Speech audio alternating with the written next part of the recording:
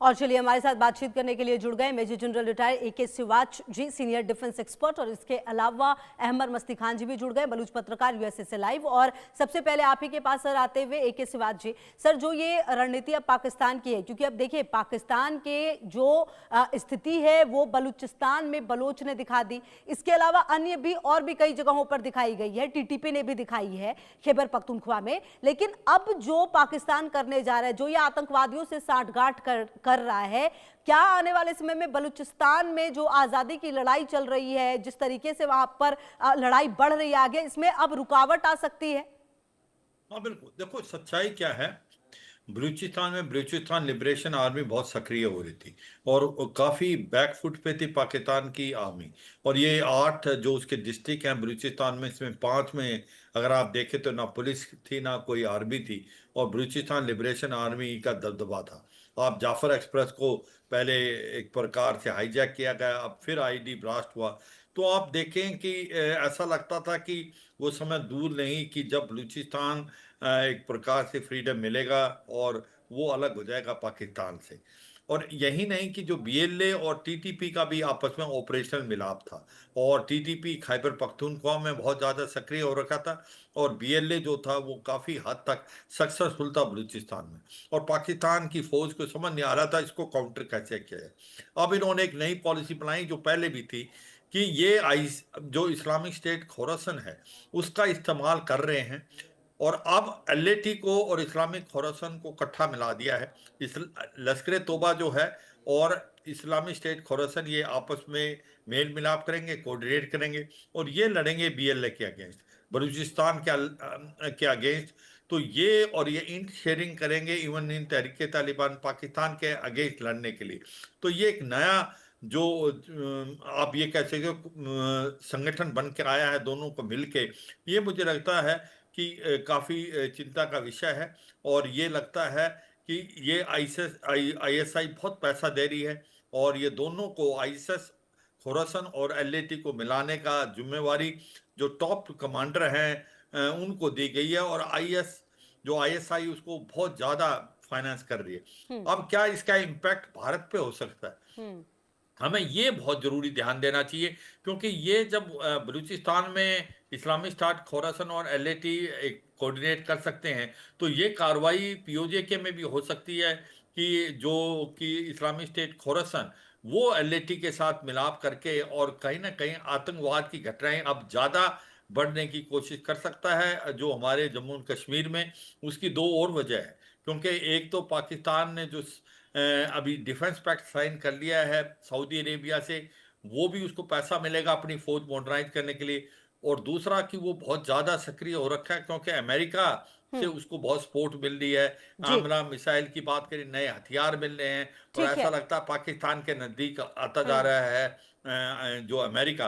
तो हम्म। आप अगर पूरी सिचुएशन को देखें जी। तो आपको दो तीन चीजें साफ सुथरी नजर हाँ। आती हैं। हाँ। एक तो बलूचिस्तान में लड़ने के लिए आईएसआई ने इस्लामिक स्टेट खोरासन और बेसिकली जो हाँ। एलएटी है उसका मिलाप किया है, और इसी प्रकार टीटीपी के अगेंस्ट हम्म। इंटेलिजेंस भी ये देंगे।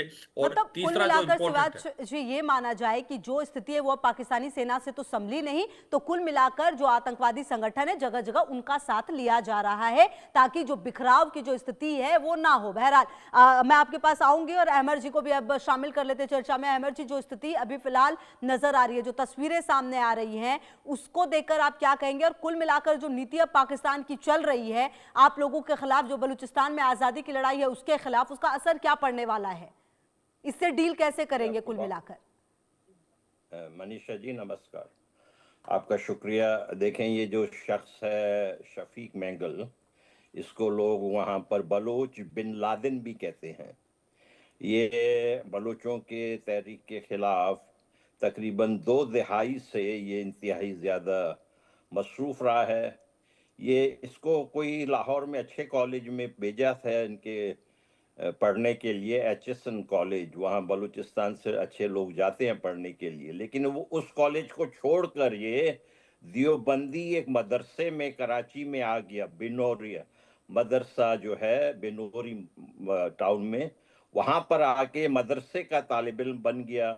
और उसी दौरान जब ये मदरसे का तालिब इल्म था तो इनको आईएसआई ने रिक्रूट किया और ये उस वक्त से जो है आईएसआई के लिए काम कर रहे हैं। इनके इंतहाई घिनौने कारनामे हैं बलूचिस्तान में, स्याह कारनामे, जिनमें कि तूतक में बहुत सारे मास ग्रेव्स दरियाफ्त हुए थे 2014 में। वो मास ग्रेव्स जो है इन्हीं का किया धरता है। ये आईएसआई के बहुत खास शख्स हैं और जो आसिम मुनीर के तरह, आसिम मुनीर भी देखे मदरसे का तालिब इल्म है ना, और ये भी मदरसे का तालिब इल्म है, तो दोनों में जो है बड़ा बहुत ज्यादा कदर मुश्तरक है आसिम मुनीर में और शफीक मैंगल में। दोनों की जहनियत जो है मदरसे में तैयार हुई है, जिहाद वाली जहनियत। तो ये इस किस्म का है। इसको एक बहुत बड़ा टास्क ये दिया गया है कि जो बलूचिस्तान के पहले मुख्यमंत्री थे, जिनको के बहुत सारे लोग प्यार से बलूच नेल्सन मंडेला कहते हैं, उसको काउंटर करने के लिए, उनको चेक करने के लिए इनको भी ड्यूटी दी गई थी। अब लगता है कि इनकी ड्यूटी को जो है कुछ ज्यादा वास्ट किया जा रहा है।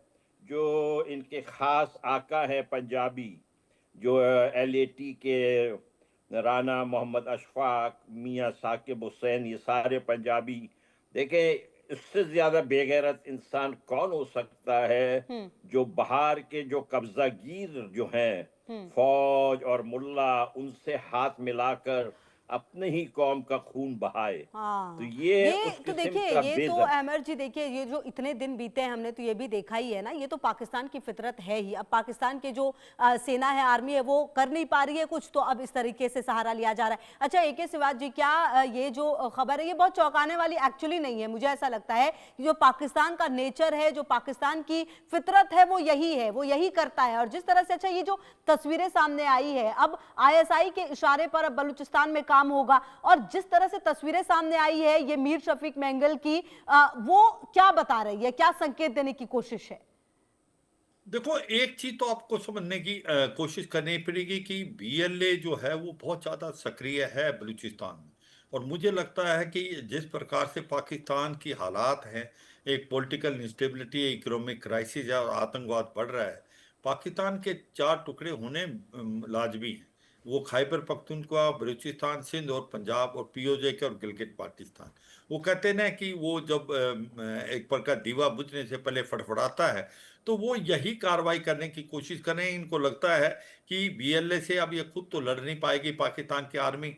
ये इस्लामिक स्टेट खोरासन भी काफी काम नहीं करा। अब ये नया जुमला डोला इन्होंने कि आईएसएस खोरासन को एलएटी के साथ मिला दो, इनको दोनों को वेपन दो, जो कि अफगानिस्तान में अमेरिकन छोड़ के थे। वो करीब करीब $1 बिलियन के हथियार अभी भी आईएसआई के पास है, वो भी इनको सप्लाई करें। मगर मुझे लगता नहीं कि कोई खास सक्सेस होगी इसकी। मगर ये सच्चाई है कि ये एक वो जो आईएसआई ये भी कहती सुनी है कि लोहे को लोहा काटता है, कि भाई वो लोहा है तो हम इन दोनों को जोड़ के, क्योंकि ये ग्राउंड पे इस्लामिक स्टेट खोरासन का बहुत ज्यादा नेटवर्क है, और इधर से एलएटी जो ज्यादातर पंजाबी टेररिस्ट हैं उनको साथ मिला के, और हम बलूचिस्तान लिबरेशन आर्मी के बरखिलाफ लड़ेंगे। क्योंकि पाकिस्तान की आर्मी तो अनसक्सेसफुल है, वो हाथ खड़े करके कोई नहीं लड़ना चाहता बीएलए से, क्योंकि बीएलए बहुत ही ज्यादा स्ट्रांग है। और लोगों को एक तूफान की तरह फ्रीडम स्ट्रगल चली हुई है बलूचिस्तान में। लोग बहुत परेशान हैं, लोग चाहते हैं फ्रीडम हो, क्योंकि वो चीनियों के भी अगेंस्ट है। ग्वादार के अंदर आप देखें मछुआरे नहीं जा सकते अब मछली पकड़ने। अब ये जो सारा का सारा कार्रवाई है, मुझे लगता है पाकिस्तान की ये लास्ट एक प्रकार रिजॉर्ट है वो दीवा बुझने से पहले। पर मुझे लगता नहीं ये सक्सेसफुल ज्यादा होगी। मगर मुझे एक बड़ी चिंता विषय है कि अगर ये इस्लामिक स्टेट खोरासन और एलएटी का मिलाप होता है, तो इसका जो है कि कहीं ना कहीं भारत के ऊपर इम्पैक्ट भी हो सकता है। वो हमें थोड़ा सा और ध्यान देना पड़ेगा, क्योंकि अब जिस प्रकार से पाकिस्तान बोल्ड होता जा रहा है, क्योंकि उसको मॉडर्नाइजेशन के लिए अब सऊदी से पैसा मिलेगा, अमेरिका के नजदीक हो गया, क्योंकि उसने वो क्रिप्टो करेंसी, वो क्रिटिकल मिनरल्स, और वो उन्होंने ये कहा जो डोनाल्ड ट्रंप को नोबेल प्राइज के लिए नियुक्त किया है। तो ऐसे में ये पूरा चर्निंग इफेक्ट हुआ, जियो पॉलिटिक्स बहुत चेंज होगी इस रीजन की, इसलिए भारत के लिए भी कॉज ऑफ कंसर्न है। और मुझे लगता है बलूचिस्तान में तो मुझे पूरा विश्वास है, जिस प्रकार से बीएलए इतनी सक्रिय है, वो इस्लामिक स्टेट खुरासान और आई और एलएटी का जो ये मिलाप है उसको भी ये तोड़ देगी। ठीक और है सर। ये पाकिस्तान की जो हाँ, फौज है वो बैकफुट पे है, इस पर ठीक है, कोई आती शक हूँ सर आपके पास। अच्छा अमर जी, देखिए जो तमाम तस्वीरें पिछले कुछ समय से आई है और जो तस्वीरें हमने देखी हैं, चाहे वो बलूचिस्तान की हो, सिंध की हो, पीओके की हो, खैबर पख्तूनख्वा की हो, हर जगह पर एक आग सी थी। और अब ये आग जो है कहीं ना कहीं हुकूमत के खिलाफ जिस तरह से तस्वीरें सामने आई, वो अब बुझाने के लिए जिस तरह की पाकिस्तान की चाल रही है, अब अगला कदम बलूचिस्तान का क्या होगा? क्योंकि अगर बलूचिस्तान की बात करें तो हमने मार्च से लेकर सिर्फ इस साल में जो हमने स्थिति देखी है, ऐसा लगा कि एक आजादी की लड़ाई बिल्कुल अब अपने अंतिम चरण में है। लेकिन अभी इसी समय पर इस तरह से पाकिस्तान का कदम उठाना क्या बता रहा है? बलूचिस्तान के लिए अब कितना मुश्किल होने वाला है? बलूचिस्तान का अगला कदम क्या हो सकता है? जी मनीषा जी, आपका शुक्रिया। सबसे पहले देखें, मैं आपसे अर्ज करूं, कल के दिन ही पाकिस्तान का एक लेफ्टिनेंट कर्नल और 2 मेजर हाँ मारे गए बिल्कुल। कल के दिन। वो तहरीक तालिबान पाकिस्तान ने मारे। उनसे हमारे कोई आइडियोलॉजिकल या कोई भी चीज़ मुमासलत नहीं रखती है, लेकिन हम्म। हम उसको भी वेलकम करते हैं, क्योंकि जो हमारे ख्याल में पाकिस्तान फौज को जो भी मारे, चाहे वो शैतान हो, इबलीस हो, जो भी हो, हम उसको वेलकम करते हैं, क्योंकि हमारे ख्याल में जो दुनिया में सबसे बड़ा फसाद का जड़ जो है वो पाकिस्तान की फौज और आईएसआई है। अब मैं आपको एक बात बताऊं, ये जो कल कर्नल मारे गए, लेफ्टिनेंट कर्नल जुनैद तारिक, उनके लिए इन आईएसआई वालों ने कहा कि भाई मरने से पहले उन्होंने ख्वाब में देखा कि रसूल करीम उनको और उनके साथियों को हौज कौसर से पानी पिला रहे हैं। भाई हम तो यही दुआ करेंगे कि जितने भी पंजाबी बलूचिस्तान में हैं, सबके सबको रसूल करीम जो है हौज कौसर से पानी पिलाएं। उनके ख्याल में ये पानी जो है दूध से ज्यादा सफेद और शहद से ज्यादा मीठी होती है। हम दुआ करते हैं कि इन सबको इसी तरह का पानी पिलाया जाए। देखे, इन्होंने क्या किया कि इस्लामिक स्टेट खुरासान प्रोविंस ने अब से कुछ महीने पहले बलूचिस्तान में बाकायदा मंशूर जारी किया, जिसमें उन्होंने डॉक्टर मारंग बलूच की तस्वीर लगाई हुई थी। चेहरा गायब किया हुआ था, लेकिन कपड़े और चादर सबसे मालूम था, सब लोगों को पता लग रहा था कि डॉक्टर मारंग।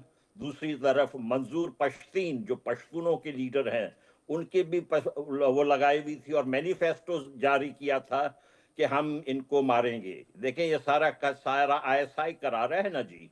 आईएसआई अब आप इसमें इस तस्वीर में हमने देख रहा हूं कि जिनके साथ बैठे हुए हैं वो नौजवान जो एक हैं, वो असल में आधा थाईलैंड के हैं, जी। नवाबजादा जमाल रईसानी।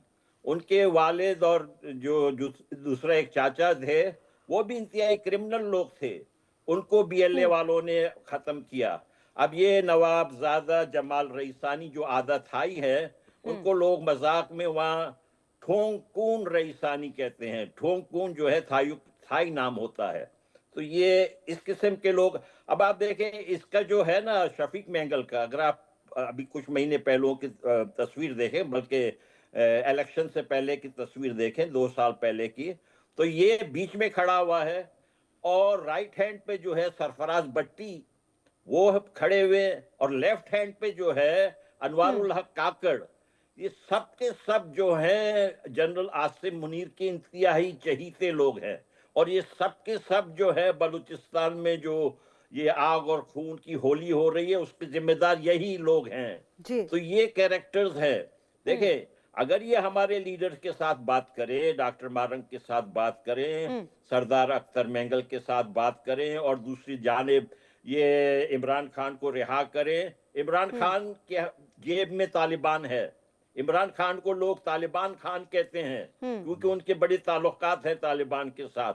लेकिन उन्होंने उनको भी बंद किया हुआ है। या हमारे लीडरों से कहते हैं हम बात ही नहीं करेंगे, हम इनको सिर्फ मारेंगे, तो इनको हम 10 कुल नस्लों तक मिलाकर देखिए मारेंगे। अहमद साहब, बात क्या है ना कि पाकिस्तान को शायद ये बात बर्दाश्त नहीं हो रही है, जिस तरह से बलूचिस्तान ने ये पूरा आंदोलन किया अपनी आजादी के लिए और जिस तरह की लड़ाई उन्होंने लड़ी है वो अब बर्दाश्त नहीं हो पा रहा, क्योंकि अंतर्राष्ट्रीय मंच पर भी उनकी थू थू होने लगी है। शायद यही वजह है के शिवाजी की अब इस तरह का कदम उठाने के लिए पाकिस्तान मजबूर हुआ है, क्योंकि अब दुनिया को सच तो दिख रहा है कि आपने बलूचिस्तान में लोगों के साथ क्या किया और वहां के लोग इतना विद्रोह क्यों कर रहे हैं। और न सिर्फ बलूचिस्तान, बाकी कई और जगहों पर भी लोगों का विद्रोह इस बात का सबूत है कि पाकिस्तान की सरकार जिस तरह से वहां के लोगों को चला रही है वो अब लोगों को नामंजूर है। और अब पाकिस्तान के पास कोई चारा नहीं बचा कि वो आतंकवादियों का साथ ले इस काम के लिए, जो कि उसकी सेना नहीं कर पाई है, बातचीत नहीं कर पाई, जो बवाल था उसे रोक नहीं पाई थी। देखो सच्चाई क्या है, बलूचिस्तान कभी भी पाकिस्तान का हिस्सा नहीं था। बलूचिस्तान को जबरदस्ती पाकिस्तान ने 1948 में अपने साथ मिलाया था, और उसके बाद ही इसने इसको एक्सप्लॉइट किया है, ह्यूमन राइट वायलेशन किए हैं, रिसोर्सेज को एक्सप्लॉइट। देखो बलूचिस्तान सबसे बड़ा प्रोविंस है पाकिस्तान का, और सबसे ज्यादा रिच है कोबाल्ट, जिंक, कॉपर, गैस, मगर सबसे पूरेस्ट है पर कैपिटा इनकम है। क्योंकि पाकिस्तान की जो आर्मी थी और पाकिस्तान की गवर्नमेंट है, जो कि एक पंजाब डोमिनेटेड है, इसने इन ये रिसोर्सेज को एक्सप्लॉइट किया है, ह्यूमन राइट वायलेशन किया है, 20 से 25 हजार यूथ गायब है। तो ये सच्चाई है कि वहां के लोगों के अंदर आक्रोश बहुत पहले से है, वो नहीं रहना चाहते पाकिस्तान के साथ। और अब से जब से चाइना पाकिस्तान इकोनॉमिक कॉरिडोर बनाया है, जो जा रहा है आपका सिंगजांग से ग्वादार, उसके बाद उनको लगता है चीनी भी यहाँ पर एक्सप्लॉइट कर रहे हैं। और अभी ये एक जुमला और डाल दिया है जो पाकिस्तान की आसिम मुनीर ने और शहबाज शरीफ ने, कि भाई अमेरिका भी आके यहाँ पर इन्वेस्ट कर सकता है क्रिटिकल मिनरल में। तो ये सच्चाई है कि पाकिस्तान की जो फौज है वो बिल्कुल नाकाम है बलूचिस्तान में। और मुझे लगता है कि बलूचिस्तान की जो फ्रीडम स्ट्रगल है वो लास्ट फेज में है, और वो समय दूर नहीं कि बलूचिस्तान एक इंडिपेंडेंट देश बनेगा। और इनका जो मेल मिलाप है टीटीपी के साथ, उसकी वजह यह है कि आइडियोलॉजिकल डिफरेंस तो है, पर ऑपरेशनल मेल मिलाप इनका दोनों का बहुत अच्छा है। टीटीपी बहुत ज्यादा मार रहा है पाकिस्तान की फौज को और आईएसआई को खैबर पख्तूनख्वा में। उधर से जो तालिबान गवर्नमेंट है उसने इनकी 18 पोस्टों पे हमला किया था, 4 पोस्टें अभी भी काबू में हैं। तो ये सच्चाई है कि ये सारा का सारा टर्निंग इफेक्ट से पाकिस्तान को लग रहा है कि उनसे बलूचिस्तान भी गया और कहीं ना कहीं खैबर पख्तून भी गया, क्योंकि जो पश्तून है वो नहीं रहना चाहते पाकिस्तान के साथ, वो अफगानिस्तान के साथ मिलना चाहते हैं, वो शरिया लॉ लाना चाहते हैं। तो यही कह रहे हैं बार बार जो एनालिस्ट हैं कि भाई अभी ऐसा लगता है कि पाकिस्तान के अंदर पूरी पॉलिटिकल इंस्टेबिलिटी, इमरान खान जो मोस्ट पॉपुलर लीडर उसको इन्होंने जेल में डाला है, इकोनॉमिक क्राइसिस बढ़ता जा रहा है, वो रुकने का नाम नहीं ले रहा है। 186 बिलियन डॉलर का कर्जा है, 26 बार ये आईएमएफ पे चले गए हैं। उधर से ये आतंकवाद जो है टीटीपी, और इधर से फ्रीडम स्ट्रगल जो बलूचिस्तान में इतनी जोरों से फैल रही है कि ऐसा लगता है कि पाकिस्तान को सिविल वार होके रहेगा और पाकिस्तान के 4 टुकड़े होंगे। ये अब हम नहीं कह रहे, ये पाकिस्तान के अंदर जो एनालिस्ट हैं वही कह रहे हैं कि खैबर पख्तूनख्वा, बलूचिस्तान और सिंध और पंजाब, और ऐसा लगता है पीओजे के और गिलगित बाल्टिस्तान जो भारत का हिस्सा है, जो इलीगली ऑक्यूपाइड किया हुआ है पाकिस्तान ने, वो समय दूर नहीं वो भी भारत में मिलेगा। तो आप ये देखें पाकिस्तान कितनी कोशिश कर ले इस्लामिक स्टेट खोरासन और एलएटी को मिला के कुछ ना कुछ वो सुना है कि ये बार बार करें लोहे को लोहा काटता है, हम इनको हथियार भी देंगे, पैसा भी देंगे। मुझे लगता नहीं कि ये ग्राउंड पे सक्सेसफुल होगा। पाकिस्तान की फौज की कैजुअलिटी बहुत हैवी हो रही है। ठीक है शिवाजी जी, ठीक है। अच्छा अहमद मस्ती खान जी, जो फैसला लिया गया है पाकिस्तान की तरफ से, इसमें कुल मिलाकर एक बात तो तय है कि ये बात तो पाकिस्तान की देखिए अंतर्राष्ट्रीय मंच पर भी आई है कि किस तरह से पैसों का इस्तेमाल पाकिस्तान करता है। अपने लोगों को देखिए संभालने की जगह उन्हें मारने का इंतजाम किया जा रहा है कुल मिलाकर, और ये बात एक बार फिर से उठी है। और आने वाले समय में जो बलूचिस्तान जिस तरह से आजादी की लड़ाई लड़ रहा है मार्च से खास करके अभी फिलहाल, वो लड़ाई यूं ही चलती रहेगी और शायद इससे भी ज्यादा तेजी से चलेगी।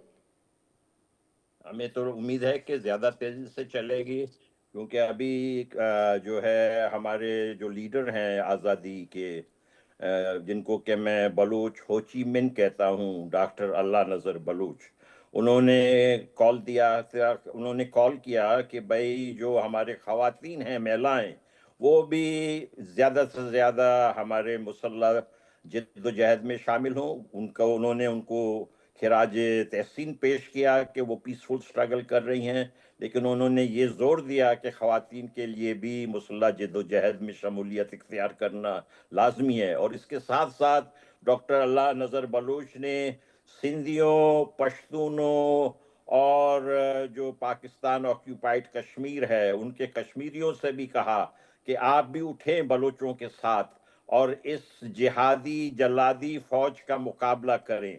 मैं आपसे अर्ज करता हूं कि ये जिहादी जल्लादी फौज जो है, जिसके दिल में सिर्फ और सिर्फ नफरत है, जिसके दिल में कोई इंसाफ नहीं है बलोचों के लिए, ना अफगानों के लिए, ना पश्तूनों के लिए, इनको मिलकर खत्म करना हम सबका फर्ज है। अब देखें, आपके पास अमीर मुत्तकी आए हुए हैं तालिबान के लीडर। मैंने ये सुना है कि बहुत सारे तालिबान लीडरान जो हैं उनके अब तक भी कुछ ना कुछ बिजनेसेस पाकिस्तान में हैं। मैं आपसे रिक्वेस्ट करता हूं कि इनसे कहें कि इन सारे बिजनेस को गोली मारें, दिल्ली में अपने पैसे ले आएं, जो भी है, जो बिजनेस करना है मुंबई में करें, दिल्ली में करें।